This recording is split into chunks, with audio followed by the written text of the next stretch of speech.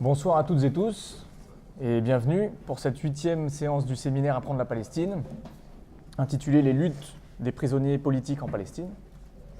Donc, juste brièvement, je vais rappeler un petit peu les motivations du séminaire. Donc, notre séminaire a été motivé essentiellement pour la mise en place et l'ouverture d'un espace dans lequel on puisse nous-mêmes construire, constituer, diffuser, partager des connaissances, des savoirs et des savoir-faire, afin de nous permettre d'être efficaces dans la manière dont on interagit avec le monde. Et pourquoi est-ce qu'on veut être efficace dans la manière dont on interagit avec le monde? C'est pour plus avoir à le subir, mais pour pouvoir le pousser et le transformer dans l'optique de le faire devenir ce qu'on voudrait qu'il soit. Donc c'est dans cette perspective-là, on a choisi, nous pour le séminaire, comme porte d'entrée sur toutes ces questions-là, la Palestine, en abordant tout un tas de sujets, soit des sujets qui sont habituellement peu abordés, ou alors lorsqu'ils sont abordés, on les aborde avec un éclairage peu commun. Et aujourd'hui, ça nous amène à nous poser des questions autour des prisonniers politiques en Palestine. Donc très très rapidement, pourquoi est-ce que la question des prisonniers politiques en Palestine, c'est une question qui nous paraît être importante? Premièrement, c'est parce que c'est un des gros piliers de la politique coloniale israélienne. Et ce qui est intéressant autour de ça, c'est que c'est une politique qui a double tranchant. C'est-à-dire que pour Israël, c'est un moyen de contrôler la population et de briser toute volonté de résistance et de lutte de libération nationale. Mais en même temps, ça constitue les individus en groupe, puisque ça les met tous dans un bain commun, dans une réalité commune, et qui les forme en tant que groupe. Donc en soi, cette politique, elle contient les germes des forces qui vont permettre, potentiellement, peut-être, peut-être pas, de s'opposer et pourquoi pas de renverser les régimes en place. Donc pour ça, aujourd'hui, on a le plaisir d'accueillir Flora Youssef, qui est doctorante à Paris 8 et qui est basée à Ramallah, et qui va nous faire une présentation intitulée La contestation de l'emprisonnement politique en Palestine, des mobilisations collectives aux luttes féminines. Donc la présentation, on se donne 45 minutes, on te donne 45 minutes pour nous faire ta présentation. Et après ça, on aura une session de questions, pourquoi pas de débat, on verra comment les choses évoluent. Donc je te laisse la parole. Merci, bonsoir à tous. Et d'abord, je remercie donc les organisateurs du séminaire de m'avoir permis de prendre la parole ce soir. Donc la présentation que je fais ce soir, elle est issue de mes recherches que je mène dans le cadre de ma thèse. Donc moi, je vais plus m'intéresser à discuter un peu des enjeux, des luttes qui sont menées par les femmes en Palestine contre les prisons israéliennes. Ça va être vraiment le cœur de ma présentation, mais pour commencer, je vais prendre un petit moment pour donner quelques données clés en fait, sur ce que c'est que le système carcéral israélien qui concerne les Palestiniens en Palestine. D'abord, alors quelques chiffres. Donc on compte depuis 1948 1 million de Palestiniens qui sont passés par les prisons de l'occupation, ce qui correspondrait à un homme sur 3. Et on considère que dans chaque famille palestinienne a un des membres qui est passé par les prisons de l'occupation, sachant que ce chiffre-là ne contient pas tous ceux qui ont simplement été arrêtés et menés dans les centres d'interrogation et potentiellement torturés. Donc c'est un chiffre qui devrait être encore plus grand que celui-là. Actuellement, donc, comme c'est décrit, on compte 5500 prisonniers, dont 230 mineurs et 54 femmes, qui sont répartis vous voyez bien, qui sont répartis dans une vingtaine de prisons, avec aussi également des cours militaires, des centres de détention et des centres d'interrogation. Les centres de détention, c'est les centres où il y a les politiques de détention administrative, qui sont donc des prisonniers qui ne bénéficient encore pas, en tout cas, du statut de prisonnier politique, que je vais préciser un peu plus tard. Les femmes, elles, sont réparties dans 2 prisons qui sont Daman et Asharon, dans les sections féminines. Tu peux nous les montrer sur la carte? Daman et Asharon. Alors, Daman, je peux bouger. Daman, c'est ici, Asharon, là. Donc, c'est les deux prisons pour les femmes. Et donc, elles sont en territoire israélien? Alors, ouais, ça a été. Et ça, c'est un truc dont je vais parler plus après, mais ce système-là, il date de les années 80, où les prisons elles ont été déplacées en tout cas qu'elles ont été déplacées seulement sur le territoire israélien, elles sont plus ce qu'on appelle les territoires palestiniens, dans les territoires palestiniens, ce qui n'était pas le cas avant les années 80. Et depuis 1967, on a un chiffre de 10 000 femmes qui seraient passées par les prisons. Et c'est un enjeu pour les prisonnières palestiniennes d'arriver à écrire et à compter celles qui étaient avant 1967, parce que bien sûr qu'il y en a eu, mais on n'a pas de chiffres. Le système carcéral en Palestine, donc ça c'est aussi des choses, donc je m'appuie un peu sur les recherches qui ont déjà été faites, notamment en langue française, on vous a conseillé la lecture des travaux de Stéphanie Latabdallah, et l'autre qui me semble pionnier, c'est le chercheur palestinien Ismaël Nachif. Et sur le système carcéral en Palestine, ce n'est pas un système qui fonctionne sur tout un ensemble de codes juridiques et de lois, mais c'est un système donc, d'enfermement qui sert, qui sert le projet israélien d'occupation de la Palestine, donc l'occupation du territoire et en même temps du contrôle de la vie des Palestiniens. Donc c'est un système dont on dit que c'est la possibilité juridique d'enfermer chaque Palestinien et qui fonctionne sur les familles, c'est-à-dire que quand on arrête quelqu'un, généralement on arrête tous les proches qu'il y a à côté pour essayer d'avoir les informations sur cette personne-là, et ça fonctionne sur les aveux du prisonnier. Ce n'est pas un système de loi qui du coup ils n'auraient pas respecté cette loi, donc du coup et ça correspond à tant de peines. C'est un système qui correspond sur les aveux, c'est-à-dire qu'à chaque fois que le prisonnier est arrêté, il est envoyé en centre d'interrogation, potentiellement torturé, et on essaie d'obtenir de lui, il y a une négociation entre lui, l'avocat et les juges, de le faire avouer pour ensuite lui donner une peine en fonction de ce qu'il aura avoué. C'est pas un système qui fonctionne sur des preuves. Les preuves d'ailleurs sont généralement peu diffusées parce que c'est toujours ça tombe sous le coup de la question des sécurités, donc ils ne diffusent pas les preuves au moment des procès. Et on a un taux de condamnation de 99%. Donc c'est pas un système juridique. Ça concerne, dans les prisons en Palestine, il y a les militants politiques. Enfin, il y a des militants, mais qui peuvent être enfermés pour des statuts Facebook jusqu'à la résistance armée, donc tout un tas de panels qu'on pourrait considérer comme de l'action politique. Mais ça concerne aussi tous les Palestiniens qui transgressent les mesures de contrôle civil des territoires palestiniens. C'est-à-dire qu'il y a à la fois, c'est-à-dire que tout sur les zones grises, il y a l'occupation militaire, mais il y a aussi maintenant ce qui s'appelle le COGAT, la coordination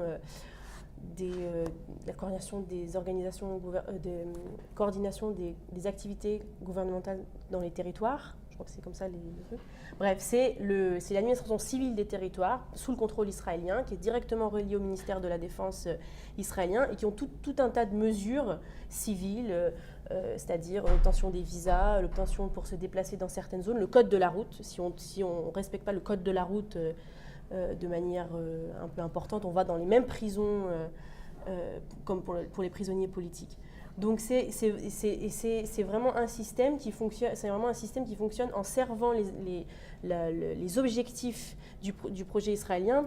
On a par exemple les Palestiniens de Jérusalem, quand ils sont arrêtés, ils sont proportionnellement ont des peines beaucoup plus lourdes que les autres Palestiniens, parce qu'on sait que Jérusalem est un point stratégique pour le projet israélien. Donc ça, il y a déjà il y a une grande recherche. Enfin, Stéphanie Latabdallah a déjà écrit beaucoup de choses sur cette question-là, et sur le chercheur palestinien Ismaël Nachif. Ce qui est intéressant dans ses recherches à lui, c'est que, pour lui, il considère le système, ça résonne avec ce que tu disais, Grégoire, c'est que le système carcéral, il le considère comme étant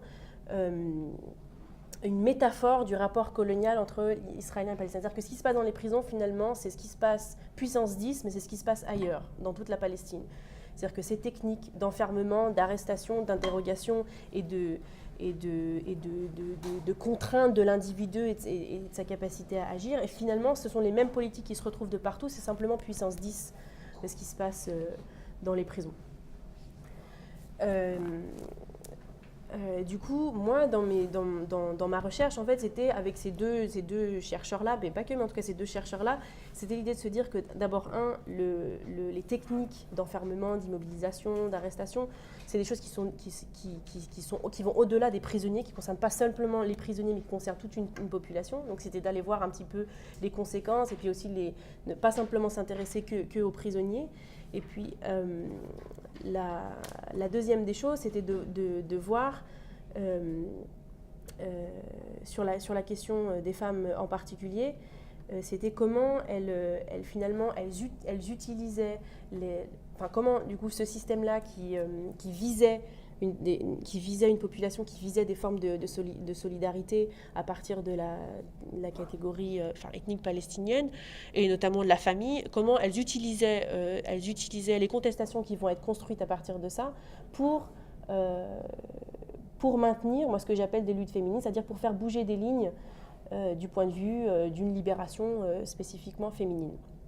Du coup, c'était l'idée de donc s'intéresser aux prisonnières, mais d'aller voir finalement que les prisons en Palestine, elles concernent tous les Palestiniens, elles concernent les familles, elles concernent les femmes, elles concernent les mères de prisonniers, les enfants de prisonniers, et puis c'est aussi c'est des politiques qui sont beaucoup plus diffuses que simplement les prisons et les murs de la prison et les prisonniers.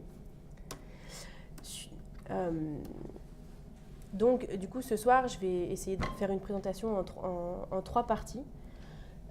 Où je vais, dans la première partie, en fait, ce qui me semble avoir été des enjeux, en fait, comment s'est construit ce que c'est que l'emprisonnement politique en Palestine, qui, du coup, s'est modifié, s'est transformé en fonction des luttes qu'il y a eu au sein des prisons qui ont été menées par les prisonniers et par leurs familles. Donc ça jusqu'aux années 80-85.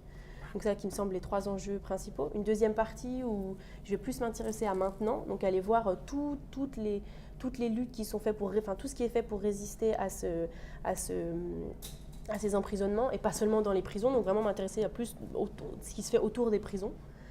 Et la troisième partie, donc voir un peu les femmes par rapport quand elles s'investissent dans ces luttes, en fait, qu'est-ce qu'elles font bouger pour le cas des femmes en Palestine en participant.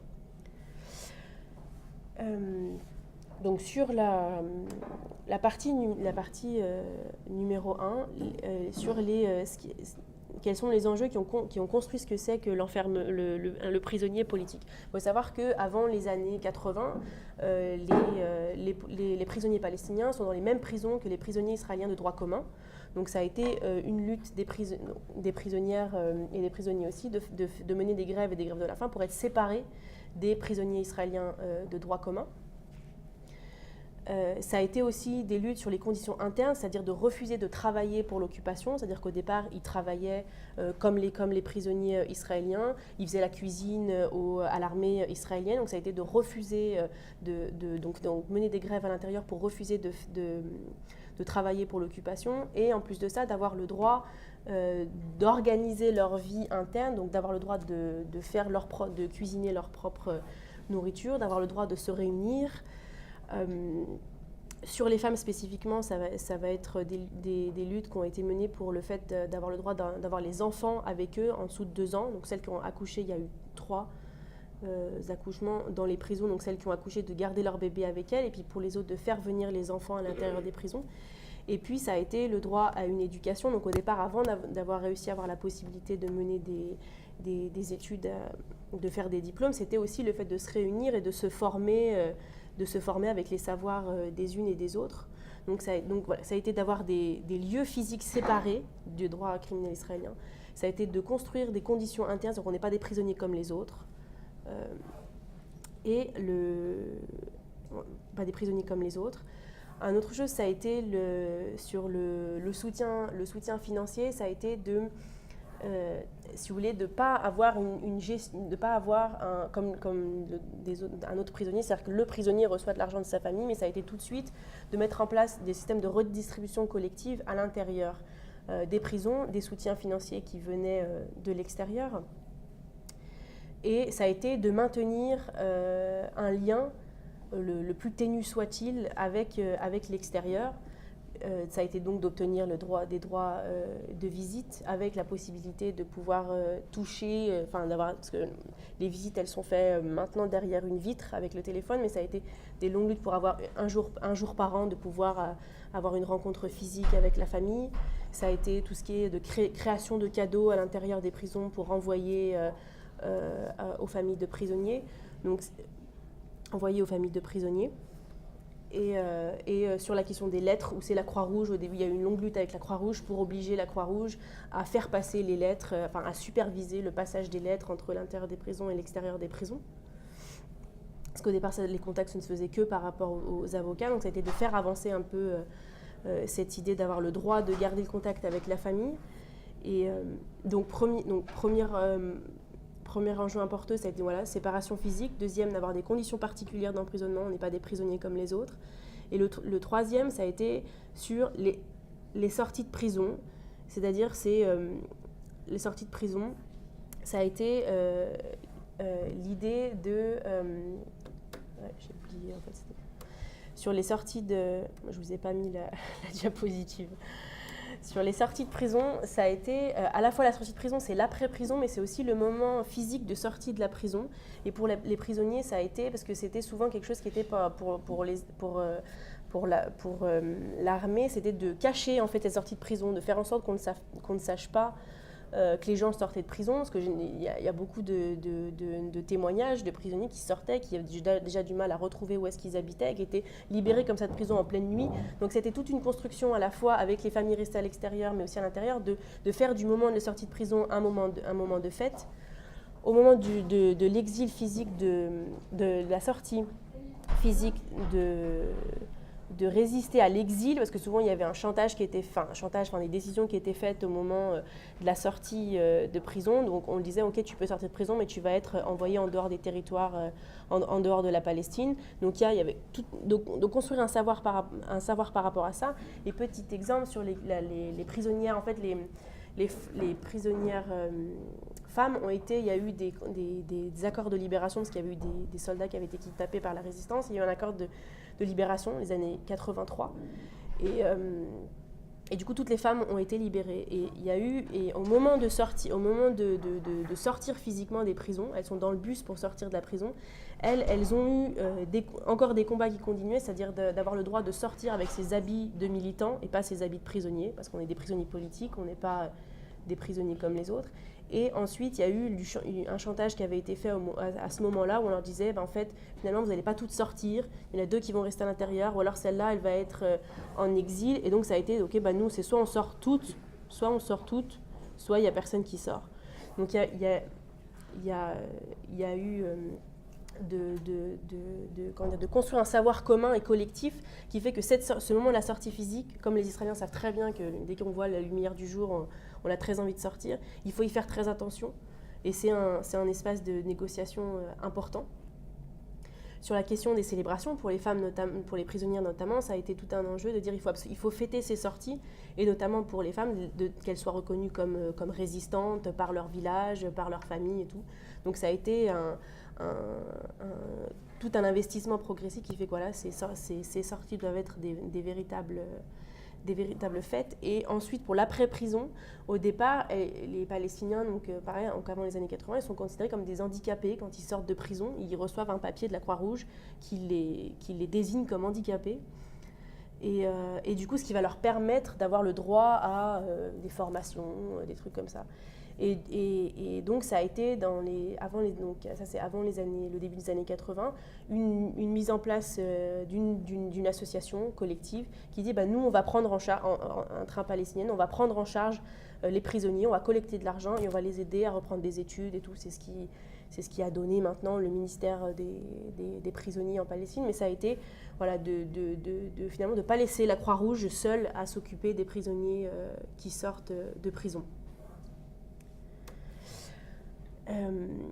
Du coup, donc après les années, dans les années 80 et jusqu'aux accords d'Oslo, il y a 2 choses qui vont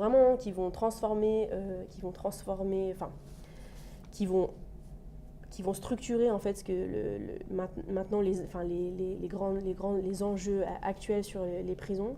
Ça va être dans les années 80, il y a eu des mesures de nouvelles politiques de management des prisons de la part des Israéliens, c'est-à-dire qu'ils vont transférer la gestion des prisons de l'armée à des entreprises, enfin, à une gestion plus privée de ces prisons. Donc il va y avoir l'idée de faire de l'argent sur ces prisons-là.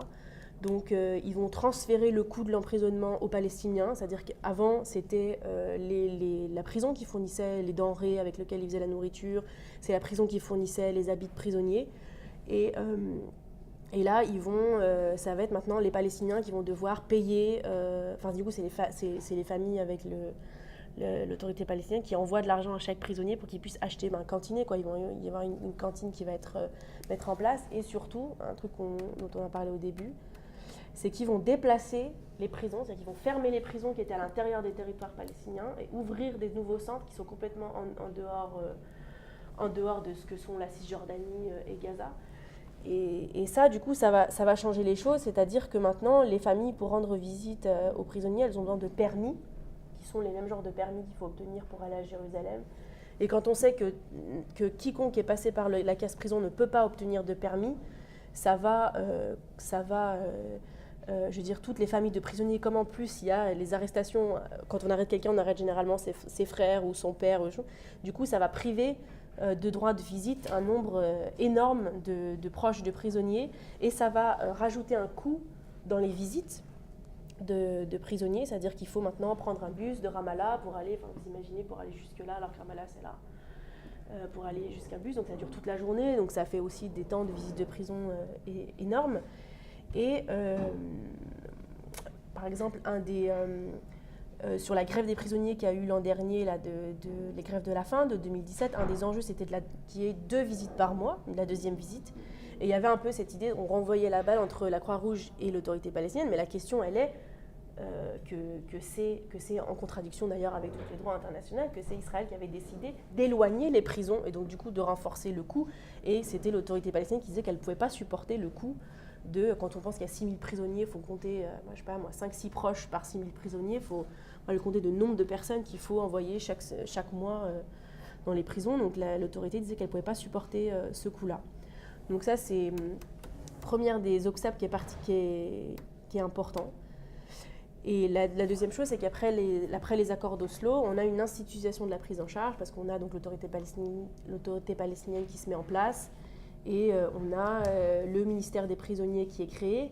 Et du coup, qui dit institutionnalisation, notamment des techniques de réhabilitation, c'est-à-dire comment on aide le prisonnier à sa sortie, qui dit institutionnalisation dit lourdeur administrative, et surtout sur la question des prisonniers politiques, c'est que du coup, on passe de militants ou de catégories politiques finalement à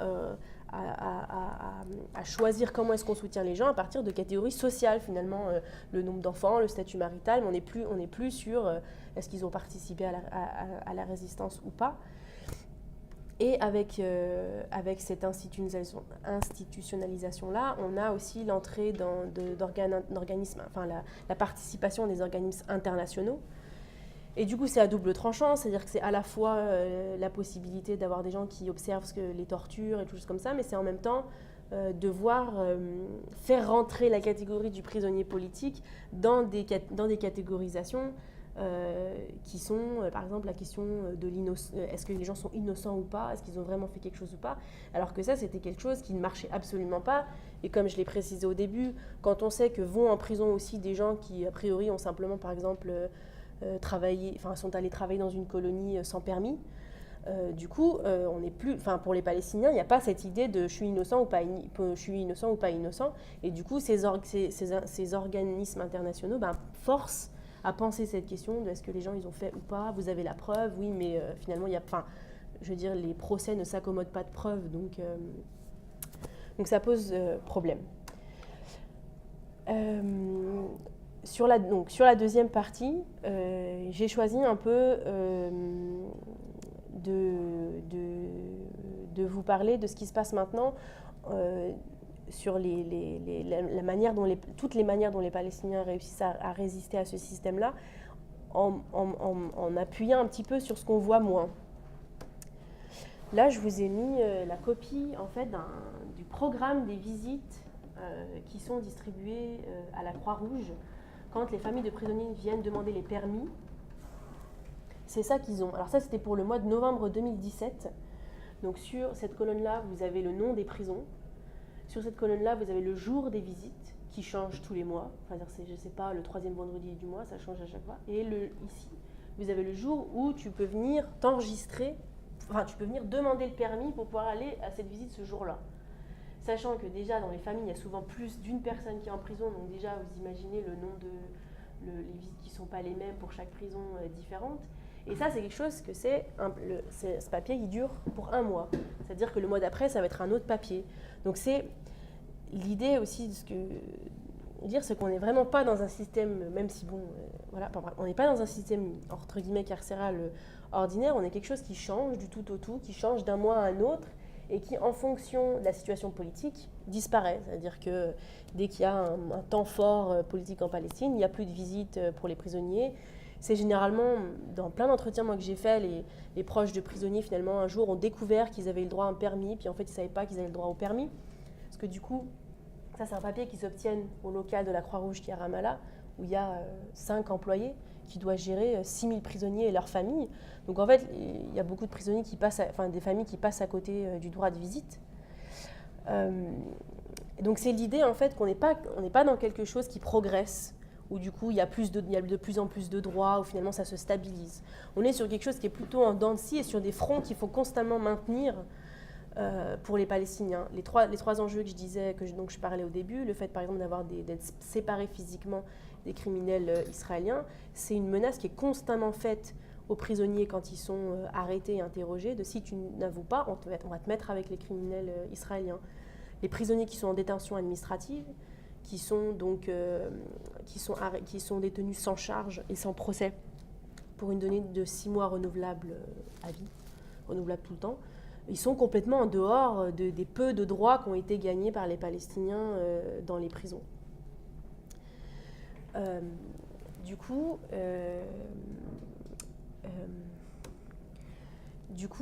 moi, pour moi, je comprends ce système carcéral qui est quelque chose qui va bien au-delà des murs des prisons et qui est pas quelque chose qui s'impose comme une structure aux gens, mais qui est plus des fronts, des obstacles qui avancent et qui reculent de manière qui vont changer en fait au jour le jour.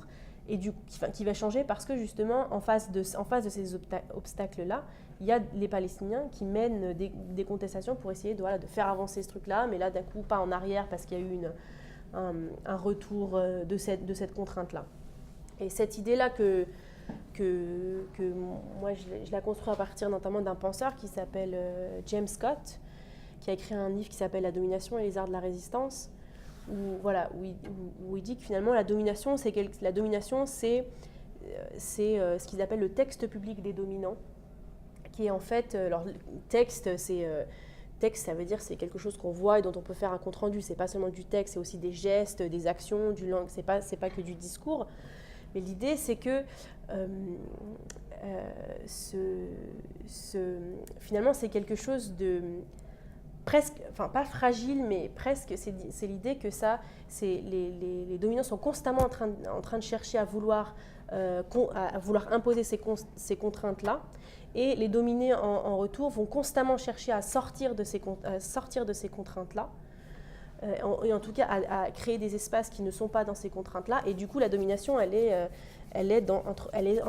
sur ce front-là, entre ce qu'il appelle dans ce texte public, donc c'est la manière dont est ordonné en fait l'espace public, ce qui est possible dans l'espace public, et qui avance tout le temps, qui essaie toujours de gagner du terrain, et en résistance, un texte caché des dominés qui essaie constamment d'ouvrir de la place physique, mais sociale, enfin physique, symbolique, pour avoir plus d'espace d'action.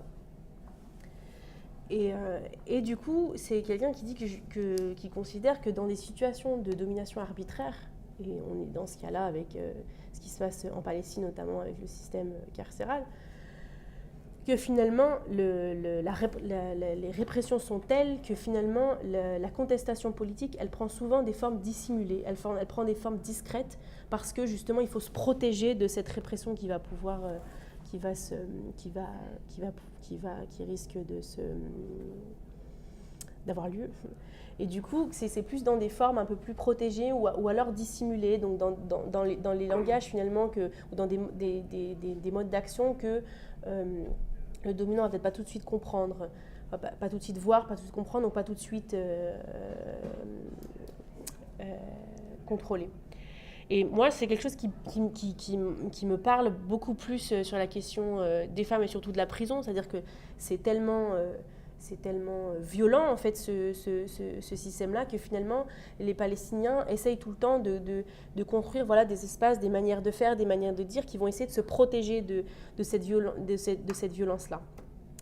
Et moi, c'est dans ces manières de faire, ces manières dont on essaie de se protéger, d'avoir des espaces, de continuer à maintenir des espaces, parce que c'est des gens qui sont enfermés, qui parfois ont des condamnations à vie pour des actes dont pour des petits actes. Donc c'est quelque chose de si brutal que du coup il y a toute une lutte qui est faite pour essayer de minimiser un peu cette violence qui s'exerce et dont moi j'ai pu constater que les femmes sont particulièrement actives dedans.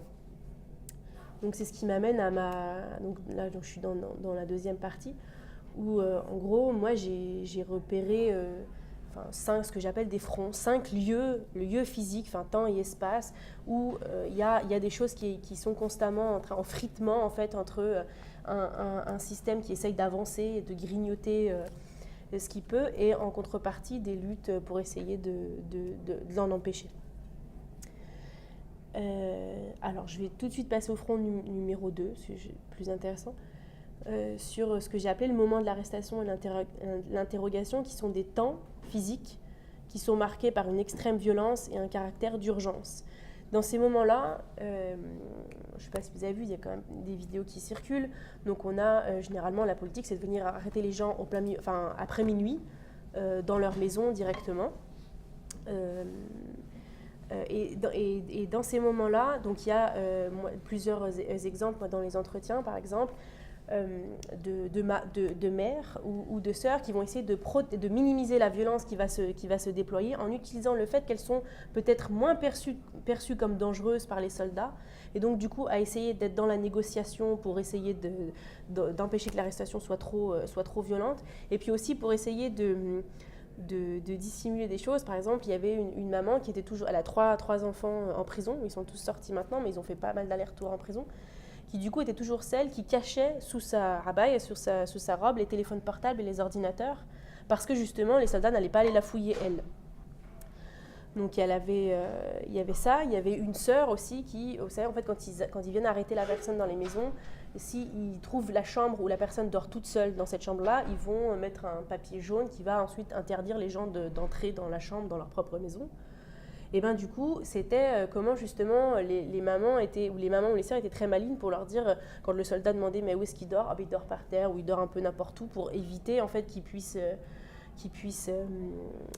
fermer une partie de la maison. Et du coup, donc je disais, voilà, elles s'appuient sur l'idée qu'elles sont peut-être un peu moins menaçantes que les autres, que les membres masculins de la famille. Et du coup, dans les familles, et même pour elles, c'est quelque chose qui est le premier moment où en fait elles ont une sorte de politisation qui fait que qui montre qu'est-ce que je suis capable de faire à ce moment-là, et comment on peut arriver par des moyens dissimulés des moyens un peu déguisés à menuiser cette violence. C'est aussi les femmes souvent, alors un peu moins maintenant vu qu'ils ont éloigné les centres les prisons, mais qui étaient capables de s'approcher physiquement soit des lieux de détention, des lieux d'interrogation, pour obtenir les informations en criant à voix haute, si elles pouvaient avoir des nouvelles, parce que c'est des familles qui sont laissées pendant longtemps sans nouvelles de qu'est-ce qui s'est passé en interrogation, est-ce qu'il est plus en interrogation, est-ce qu'il va passer en procès et tout. Et du coup, c'était souvent ces femmes, les sœurs, les mères qui s'approchaient des prisons pour hurler en demandant l'information sur tel prisonnier. Et téléphone.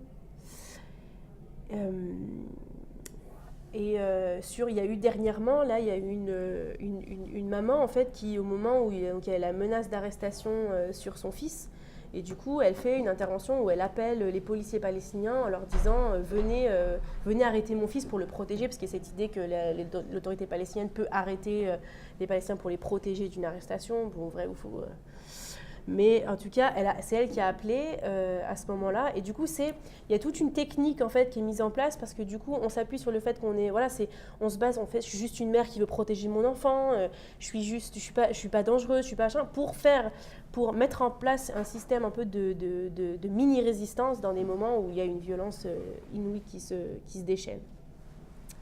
Sur le front numéro 3, sur l'enfermement, le maintien des liens sociaux, familiaux et politiques, il y a les femmes de prisonniers qui finalement mènent les campagnes de libération de leur mari. Donc on a celle qui est très connue, Fadwa Barghouti, mais pas que.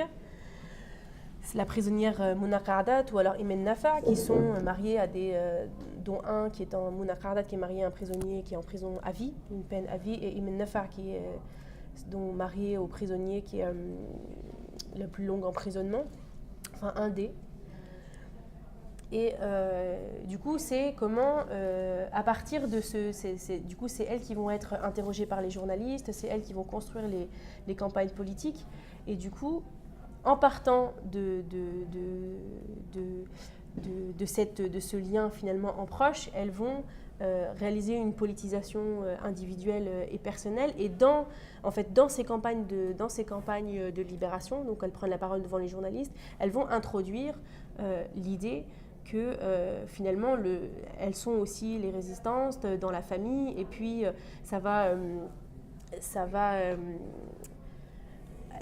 elles vont défendre cette idée-là.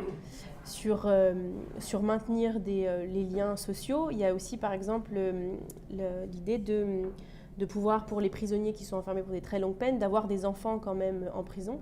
Et du coup, ça a soutenu et développé toute l'idée que la fécondation in vitro, qui sont souvent menées par les mères qui vont rendre visite et ensuite qui vont aider donc les épouses restées dehors à avoir des enfants, qui a du coup fait avancer l'idée que la fécondation in vitro, c'était tout à fait possible en Palestine. Un autre exemple, le moment où les familles vont faire les demandes de permis, ils sont dans une salle d'attente au truc de la Croix-Rouge. C'est les mères de prisonniers qui gèrent, c'est-à-dire qu'elles notent le moment de l'arrivée en fait des familles de prisonniers pour garder un ordre d'arrivée qui reste, parce que les gens du coup ils viennent très tôt le matin mais ils doivent partir faire autre chose et tout. Et du coup il y a comment en étant entraînés en fait dans cette lutte-là, il y a aussi l'idée de construire un égal traitement entre toutes les familles de prisonniers. Et aussi les anciennes... alors, il y a un autre des moments, c'est-à-dire qu'on rend très souvent visite aux familles de prisonniers dès qu'il se passe quelque chose, soit dans la prison, dans les moments des grèves, au moment de la sortie, mais aussi si on apprend qu'un prisonnier est malade ou il a fait quelque chose de particulier dans la prison, on va rendre visite aux familles. Et ça, c'est quelque chose où, que ce soit les anciennes prisonnières politiques ou les familles vont le faire. Et du coup, c'est des moments où il y a un échange entre des anciennes prisonnières politiques qui sont des militantes politiques et d'autres femmes en général, des mères, des sœurs et tout, qui ont été un peu embarquées là-dedans. Et du coup, elle les forme politiquement elle les forme à prendre la parole. Alors pareil, c'est des choses qui sont dissimulées. C'est pas un truc où on va à une session de formation, mais il y a ça. Il y avait le jour de la libération de Rahed Tamimi, qui est bien connu. Donc il y avait un groupe de mamans de prisonnières de Jérusalem qui lui rend visite. Et du coup, il y avait donc la maman de Rahed, Manal, qui est militante politique, et il y avait aussi une autre prisonnière qui était là à ce moment-là. Et du coup, il y a eu une formation entre elles pour dire aux mamans de prisonnières de filles, voilà, vous devez être fières de l'action de votre fille, voilà comment vous devez vous comporter lors des visites. Et puis, dans les prisons, il y avait un peu le débat à ce moment-là, est-ce que les filles ont le droit de danser ou pas? Oui, il faut absolument, parce que c'est le bonheur dans les prisons et tout et tout. Donc, il y avait un échange comme ça, il y avait une politisation. il y avait une politisation de ces mères-là, dans tous ces moments privés qu'on pourrait un peu désigner comme simplement des moments de soins, mais qui sont des moments, à mon sens, éminemment politiques. Sur le front numéro 4, le temps de la libération, bon, très rapidement, c'est des moments où il y a des démonstrations d'affection particulières, et particulièrement envers les femmes, envers les mères, envers les seules, mais voilà, des moments où il y a des contraintes de genre qui sont un peu soulevées, parce que même les prisonniers qui sont libérés dans des villages, c'est le moment où un peu tout le monde peut s'embrasser, où un peu tout le monde peut danser et tout et tout. Donc il y a la participation à ces fêtes de libération, pour ces femmes-là, de s'inscrire comme résistance dans l'espace public.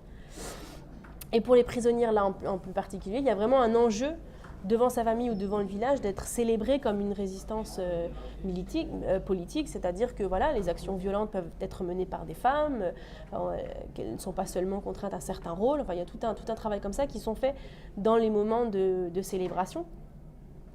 Et puis il y a un temps aussi comme je vous avais dit, le moment de la sortie, il est important, la sortie physique, elle est importante. Et il y a toute une expertise qui a été construite aussi par les prisonnières, que du coup, au moment de la sortie, si une prisonnière a un problème avec sa famille, veut refuser des choses ou faire un chose, et ben c'est le moment du sortie de prison où elle va appeler. Donc il y a 2 prisonnières qui sont assez connues, Khalida Jarral et Mouna Qardad. Khalida Jarral, elle est de la gauche palestinienne, Mouna Qardad, elle est des djihad islamique. Et du coup, ces 2-là s'associent pour aller négocier avec la famille. Voilà, bon, si typiquement, c'était des témoignages d'une fille qui voulait refuser un mariage arrangé, ben voilà, c'est ce moment-là où ces 2 anciennes prisonnières qui utilisent leur légitimité politique vont aller négocier avec la famille pour faire imposer les envies de la prisonnière. Sur le front numéro 5, qui sont la pré-prison, on a les prisonnières politiques ont aussi développé cette idée que finalement, c'est pas parce que les femmes entraient en prison sans avoir d'emploi qu'elles ne devaient pas avoir de soutien financier au moment de sortie de la prison. Donc il y avait l'idée que voilà, même une femme, elle doit avoir sa propre autonomie, avoir une formation au sortir de la prison. Donc c'est elles qui sont allées négocier avec l'autorité palestinienne pour faire avancer ces questions-là.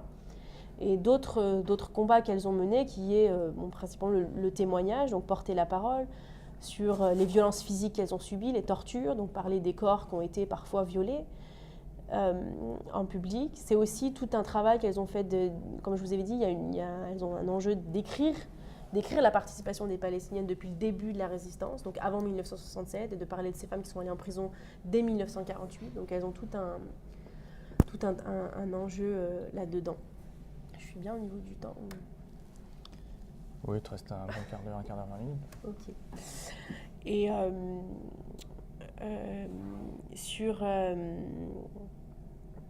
ok. Donc,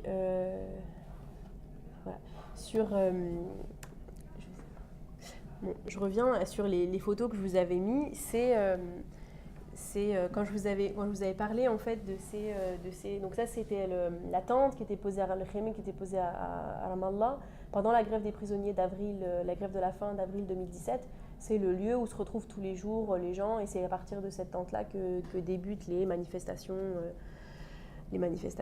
Et du coup, il y a toute une tactique, en fait, des tactiques par notamment les mères de prisonniers, enfin moi que j'ai beaucoup observé parce que j'y étais quotidiennement là-bas. C'est-à-dire que c'était elles qui, pendant la grève des prisonniers, faisaient avancer les questions les plus radicales, à la fois en termes d'action, c'est-à-dire que c'est les seules qui ont bloqué des routes, qui sont allées occuper la Muqata'a, qui est le lieu du palais présidentiel et de la tombe de Yasser Arafat, qui ont bloqué des routes, en s'appuyant sur l'idée que finalement, elles ont une légitimité en tant que mères prisonnières, et puis voilà, elles veulent simplement voir leurs enfants. Et du coup aussi cette action d'utiliser en fait cette idée du proche, je veux simplement voir leurs enfants, c'était elle qui était en fait beaucoup plus radicale, parce que justement elle faisait pas appel à des entités extérieures pour venir résoudre le problème, mais elles étaient vraiment dans l'idée voilà, on veut pouvoir voir nos enfants tout de suite. Et du coup, elles ont mené des actions.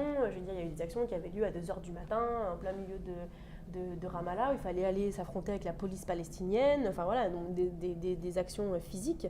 Et du coup, tous les petits exemples là que je vous disais, des choses qui se passent un peu de manière un peu dissimulée, un petit peu cachée, mais l'idée c'est comment, à partir de tous ces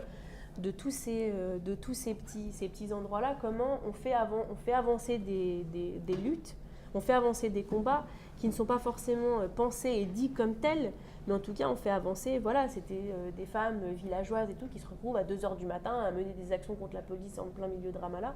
Donc du coup ça ouvrait le champ de, voilà, d'être dans l'espace public, de porter une parole politique un peu plus radicale. Parce qu'il y avait l'autre photo, en fait, vous voyez sur les photos, c'est quelque chose en fait de tenir la photo, tu vois, il y a son fils là qu'elle tient, qui est sur la photo de droite, qui est en armes. Et du coup, il y avait toute cette idée, parce que du coup, comme je vous ai dit tout au début, il y a un peu cette idée sur le prisonnier politique. Finalement, on est beaucoup à travailler sur les conditions de détention, sur le fait que, sur les droits et tout. Donc du coup, il y a besoin d'avoir cette idée de catégorie qui est innocent et qui ne l'est pas. Et c'était elle qui continuait à réaffirmer cette idée de, ben non, mais nos fils, ils sont allés en prison parce qu'ils ont fait des actions armées, et nous, et on est en soutien de ça. Donc du coup, c'était celle qui était finalement le plus efficace pendant cette grève de prisonniers. Du coup, pour essayer de recentrer un petit peu tous les petits exemples que je vous ai donnés, en quoi il me semble important, c'est que, en fait, finalement, il y a un petit peu l'idée en sciences sociales, mais pas que finalement, une lutte de femmes, il faudrait qu'elle soit un petit peu menée séparément d'une lutte de libération nationale si elle veut pouvoir maintenir et ne pas être subordonnée et ne pas perdre le risque d'être absorbée par d'autres questions. Et en fait, dans tous ces exemples-là, moi, ce que je constate en tout cas, c'est que s'il peut y avoir des risques et des limites, il y a quand même largement des lignes il y a quand même des transformations assez larges de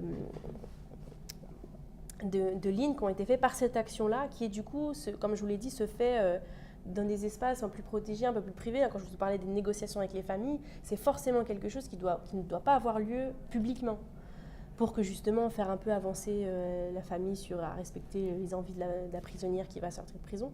Donc c'est tout un finalement un savoir qui a été construit comme ça. Moi, ce qui me semble, pour résumer, trois choses importantes, c'est que, Grégoire le disait tout à l'heure, finalement, il y a une expérience commune de la violence qui est faite, mais comme je vous dis, elle dépasse largement les seuls prisonniers, c'est aussi largement leur famille, et puis les gens concernés, enfin d'autres personnes concernées. Et du coup, ça construit des solidarités intrafamiliales entre l'époux et sa femme, entre le père et sa fille. Ça construit des solidarités du fait que on fait face à une même expérience de la violence. Ça construit aussi des solidarités féminines. Ça construit ces solidarités entre mères de prisonniers, par exemple, ou entre mères et sœurs et proches de prisonniers quand ils vont demander les permis, comme je vous ai dit, où ils construisent l'idée de devoir tenter de se traiter équitablement entre eux. Ça construit des solidarités entre mères de prisonniers qui sont pas forcément politisées, mais qui rencontrent dans plein d'autres endroits des militantes politiques où du coup elles reçoivent. Et du coup, c'est des cas de mères de prisonniers où on les voit, elles ont commencé en étant simplement prisonniers et finalement elles finissent par se présenter comme mère de leur village. Où, du coup, c'est à partir de la légitimité qu'elles ont eue dans ces luttes menées qu'elles se sont construit un capital militant. Et voilà. Il y a, oui, quand je vous disais, la question de c'est quelque chose qui est voilà, il y a un apprentissage du faire politique en fait pour ces proches-là, la capacité à circuler, à parler en public, à construire une histoire, à se référer à la résistance palestinienne. Il y a le deuxième point, il y a moi ce que j'appelle un cœur martyrisé, c'est-à-dire que les prisons, donc certes, il y a le combat central qui est le fait qu'on veut délégitimer la présence, la vie palestinienne en Palestine, mais il y a aussi une rupture radicale du soin, enfin du lien proche. Le concept de care, c'est en anglais, qui veut dire soin, qui a été construit par les Care Studies, c'est un peu l'idée, en fait, c'est un renversement philosophique de l'idée que finalement, ce qui rend la vie possible, ce ne serait pas que tous les hommes laissent libres et égaux, mais qu'on est tous potentiellement vulnérables et finalement, qu'est-ce qui est au centre de nos vies, c'est le soin qu'on s'apporte les uns aux autres. Et du coup, sur la prison, comme c'est très clairement une atteinte à ce lien, à ce soin qui pouvait exister entre les gens, et bien du coup, c'est d'autant plus pratique un appui à l'engagement politique pour les femmes parce que, justement, c'est elles qui prodiguent majoritairement ce soin-là. Et du coup, il y a une réflexion politique qui est menée sur ce care. C'est-à-dire que c'est pas seulement, c'est-à-dire qu'on va souvent reprocher l'idée de, oui, du coup, elle renforce l'idée que les femmes ne sont là que pour être des mères. Et moi, je constate que non. C'est partir de ça pour en faire autre chose. Et c'est politiser, c'est réfléchir collectivement et politiquement sur qu'est-ce que c'est que prodiguer du soin et être une mère. Et du coup, par exemple, pour les mères, c'est pas ce que je vois beaucoup dans les entretiens et dans les actions, c'est passer du statut de caregiver, c'est-à-dire c'est moi qui donne le care, à caregiven, c'est-à-dire que c'est à moi dont on doit prendre soin, puisque là dans le cas, puisque je suis une mère de prisonnier, que j'ai la légitimité. Et du coup, il y a des choses qui ont été mises en place de soutien aux mères, enfin aux proches de prisonniers, d'aide à acheter de microcrédits pour acheter une voiture, de microcrédits pour refaire des études et tout, qui se sont étendus en disant que finalement, c'est pas seulement à part le prisonnier concerné, mais aussi sa famille. Et l'idée générale que finalement, la maternité est quelque chose qui ne peut pas être mené seul et quelque chose qui est difficile. Et du coup, il y a beaucoup de solutions, par exemple, de garde collective en Palestine, parce qu'a été constamment répétée l'idée qu'une femme ne pouvait pas faire seule face aux responsabilités, que c'était très difficile, qu'elle avait besoin de soutien. En contrario, c'est aussi discuter de la place de la paternité. Parce que du coup, il y a aussi beaucoup cette idée que, il y a ce débat public qui fait que les pères qui sont en prison pendant 20-30 ans, du coup, ils sont privés de leurs enfants. Et du coup, en retour, ça donne une société où la paternité est vécue comme importante, le lien aux enfants. Et du coup, ça travaille beaucoup cette question-là sur les liens affectifs et les démonstrations en public. Moi, je disais en rigolant, il y a beaucoup d'entretiens que je faisais où les gens ils parlaient en disant les Palestiniens, parce que du coup, avec toutes ces idées de voilà, il faut continuer à se marier, on reste ensemble. Tu peux juste traduire peut-être. On est un peuple romantique. Nous, les Palestiniens, on est un peuple romantique. Alors, je ne suis pas en train de dessiner un truc rose et complètement parfait, mais en tout cas, il y avait cette idée que, oui, il fallait maintenir de l'amour là-dedans, il fallait maintenir des relations, des histoires de... Et ça, comme c'est à travers la question des prisonniers et la question, donc, qui est une question légitime, du coup, ça passe, c'est dans l'espace public, y a pas de, c'est quelque chose que les gens apprécient, donc du coup, ça fait travailler ça. Et sur les prisonnières politiques, plus en particulier, c'est par exemple, elles ont donc du coup à travers ces luttes-là, ont mené un combat très fort sur la question du corps. C'est des femmes qui ont, une Aïcha Aoud qui a assumé en public le fait d'avoir été violée avec un bout de bois dans les prisons. Donc c'est du coup quelque chose qui peut être tabou, le corps ou la nudité ou des choses comme ça. Et là au contraire, elles ont renversé le stigmate en disant, elles ont bénéficié, on a tendance à dire que ça vaut pour les hommes qui ont du coup renversé le stigmate de la torture, mais ça vaut aussi pour les femmes, elles ont aussi renversé ce stigmate, c'est pas parfait, mais il y a quand même largement ça, de renverser ce stigmate-là, de faire des corps finalement qui étaient forts, qui c'était pas la honte d'avoir été torturés, mais au contraire c'était de la résistance. Et puis, il y a à mon sens... quelque chose il y a un militantisme en fait qui a été créé à part ces idées, donc je parlais du care, donc comment on milite à partir de ces catégories là. Il y a par exemple en Palestine, la journée de la fête des mères, c'est pas une journée plan-plan. C'est une journée où il y a plein de conférences pour les femmes sur les luttes des femmes en Palestine, et je pense que les militantes là-bas, il y a eu quelque chose qui est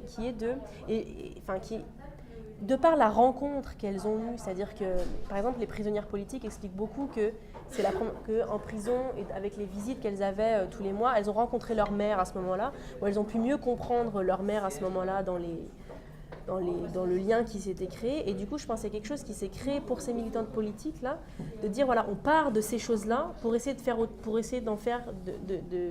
faire avancer des questions de lutte de femmes. Et donc c'est vraiment quelque chose qui est devenu, à mon sens, une stratégie politique. Et puis, c'est aussi d'avoir assumé des carrières atypiques, c'est-à-dire que des femmes qui ont divorcé à la sortie de prison, mais pas que des divorces subis, loin de là. Ça a été, dans le cas d'Aïcha Aoudé, elle explique, elle a été violée avec un bout de bois pendant son incarcération. Elle ne pouvait plus vivre une vie maritale normale, donc elle a demandé le divorce.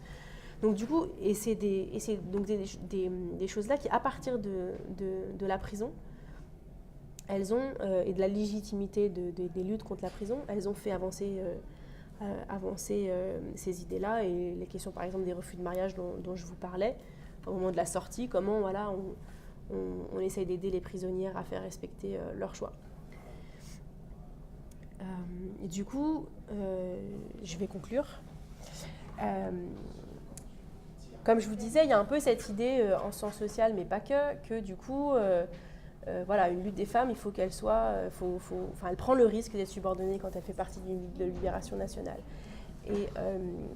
Et en fait, moi je pense qu'il y a, notamment en Palestine de manière très, très large, il y a au contraire des tactiques et des stratégies. Alors, quand je parle stratégie, je ne parle pas du tout de trucs un peu manipulatoires, mais de véritables stratégies politiques, en même temps de tactiques. C'est-à-dire que je constate que pour des militantes politiques, c'est quelque chose qui est pensé, qui est mis en œuvre. Par exemple, les prisonnières politiques ont monté une association qui est non mixte, de soutien aux femmes. Et moi, dans tout le début de mon enquête, je me confrontais à l'idée en disant, vous avez fait une association non mixte, ok, du coup, féminisme, machin. Comprenez pas mes questions, ça prenait pas du tout. Jusqu'à ce que Aïcha Aoudé, qui est une prisonnière très connue, me disait, mais notre société, elle est divisée comme ça. Les femmes d'un côté, de l'autre. Donc du coup, c'est comment elle partait de ce qui existait déjà, mais pour en faire une autre chose, c'est-à-dire que dans cette association-là, elles aident les femmes à monter des projets autonomes. Elles aident aussi celles qui ont des problèmes, par exemple, dans leur famille, et puis elles écrivent l'histoire palestinienne. Mais du coup, c'était comment, dans des espaces publics dangereux, dans des espaces publics ou dans des moments qui sont... Moi, je pense que ce truc de martyriser, ces idées de martyriser, et bien du coup, on fait quelque chose qui est plus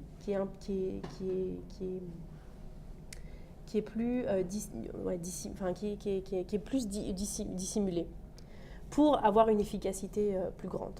Donc ça, c'est des stratégies qui sont construites comme des stratégies politiques et des tactiques aussi. Moi, je pense que pour des tactiques, c'est-à-dire que c'est quelque chose qui est moins pensé, mais pour notamment la question des mères de prisonniers, c'est partir d'un truc qui vous tombe dessus, et en voyant, en disant, ouais, mais avec ça et ça, du coup, il y a ça qui bouge, il y a ça que je peux faire, et donc du coup, ça rejoint aussi, c'est dire de ne pas se laisser enfermer par la prison.